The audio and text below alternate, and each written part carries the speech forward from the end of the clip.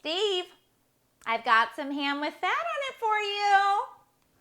Just make them a pile, actually. Look, that's a good one. You're gonna love that.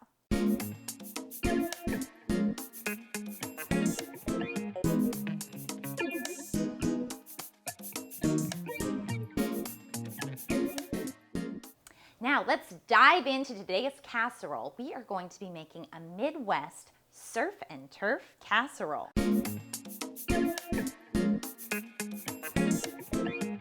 I have been loving all of your comments, like this one. Who hurt you? Nobody hurt me. People who don't love my casseroles maybe hurt me. It's a little ouch. Or this one, find God. You know, I do find God every time I make a casserole. He speaks to me through my casseroles. I feel him. And this gentleman, respectfully, madame, this is psychopathic behavior. Yeah, I'm crazy for casseroles. And thank you for being polite. Okay, so the star of this casserole is going to be canned tuna. You may have heard of lobster and steak, shrimp and steak. Well, today we're doing tuna and ham steak. It's a Midwest twist or improvement on surf and turf. I can't wait for you to try it. Good luck finding this one at the Red Lobster, if your town is lucky enough to have one. We're still waiting. We do have Long John Silver's down the street, but they're not whipping up any entrees or casseroles, if you will. But I think this is something I could submit to Red Lobster.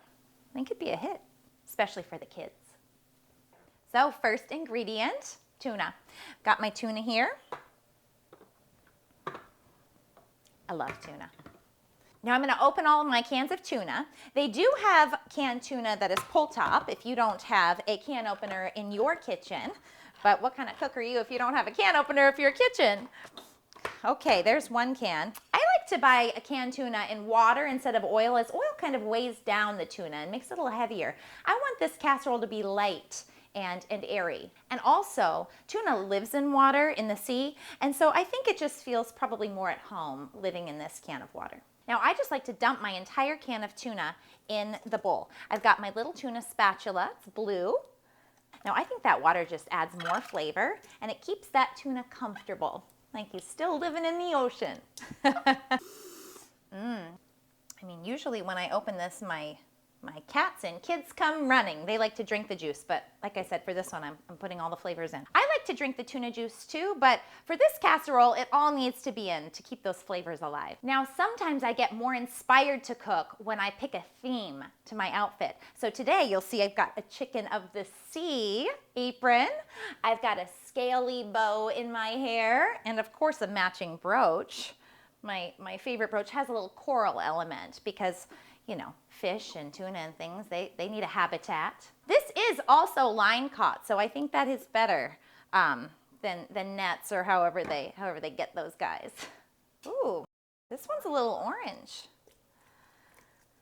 Maybe that one was eating some salmon. Salmon. The nice thing about opening tuna cans is the workout. You should see my arms. Whew.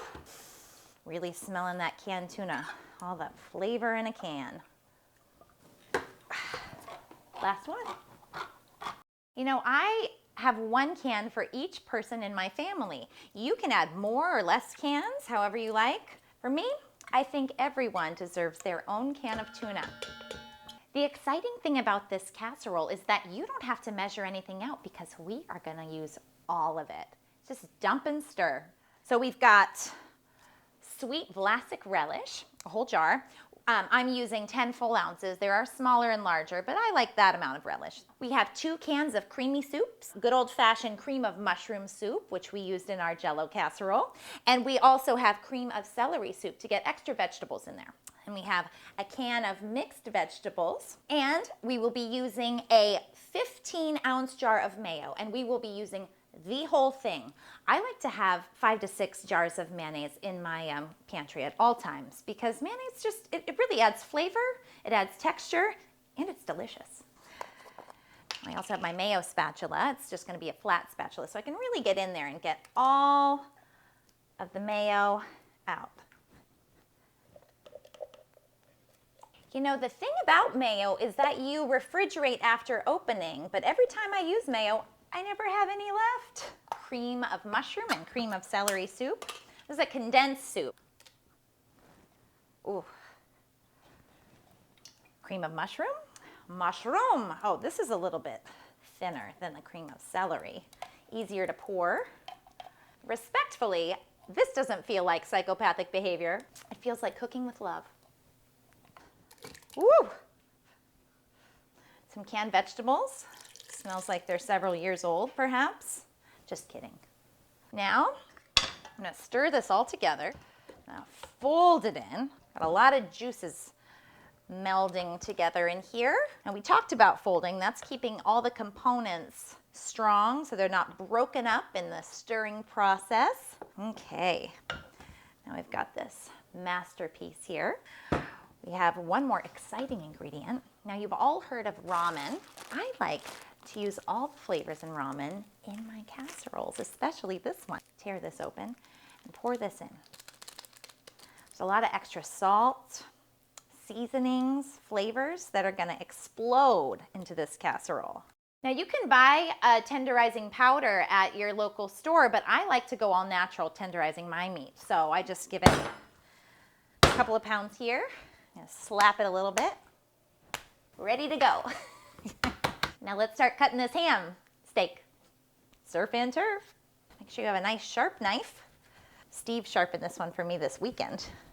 We all have to play our part in these culinary experiments. And Steve, he's my left-hand man. He's left-handed. Now, if you have little ones in the house, you want to dice these really tiny. But for me, I like to keep them just bite size, regular kid bite size. Delicious. Just the right amount of salt. The beauty of cooking. Eat and chop. Steve, I've got some ham with fat on it for you. Just make them a pile, actually. Look, that's a good one. You're gonna love that. Now that the ham is diced, we're gonna go ahead and add it to this saucy mixture. How much am I gonna use of it? All of it.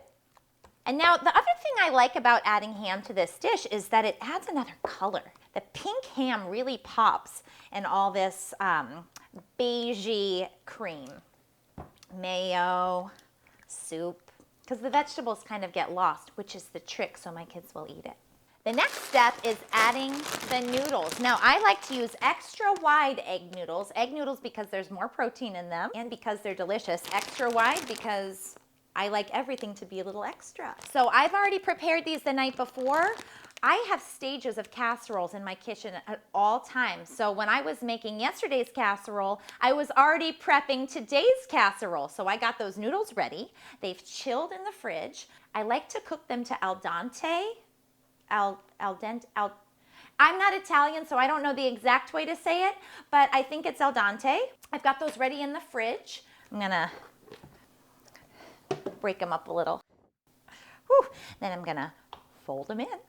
As you do, fold them right in. Oh, look at that. Now they're just gonna kind of soak up this sauce. The bigger the bowl, the better the roll. Casserole. In my circle, we just call them rolls sometime. Like, hey girl, I'm making my surf and turf roll tonight. See those pieces of ham steak in there making their debut? Oh yeah, oh yeah. Would you look at that? Press it all down in there. Smooth it. I'd say maybe this is about a 10-pounder. 7.5 maybe. 7.5 pounds. Last step before we put this puppy in the oven, we need some crust, some flair, another layer. We use that packet in the casserole. Now we're gonna use the ramen noodles on top. So I'm gonna take the ramen noodles, break them up, add some shake and bake, more seasoning. Look at that color. And some shelf-stable grated Parmesan cheese. I'll just eyeball this one. Copious amounts of cheese. You never have too much. As you know, copious means a lot. You can really meld this, break some more pieces up. There were some cheese chunks in there.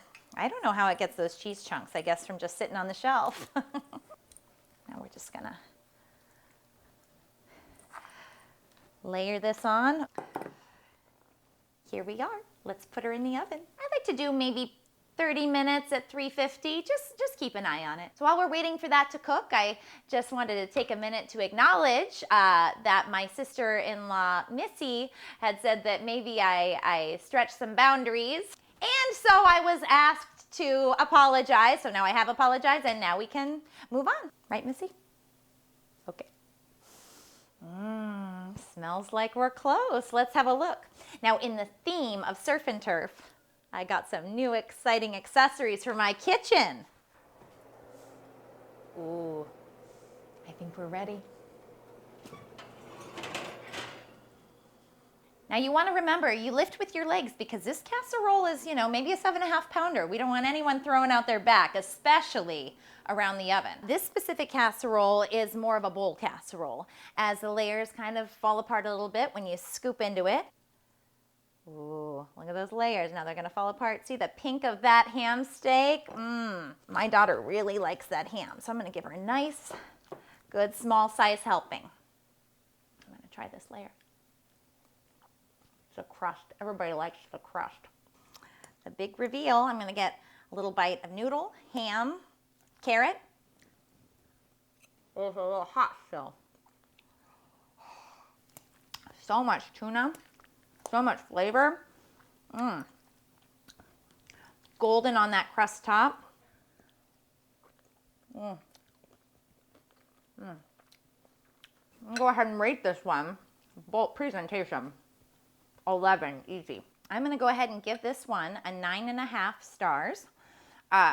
Specifically because I might have overcooked the crust a little bit. Still delicious. My family's gonna love it. Well, thanks for tuning in. Join me next time where things are gonna get spicy. Dangerously spicy. I'm prepared. I'm ready. Are you?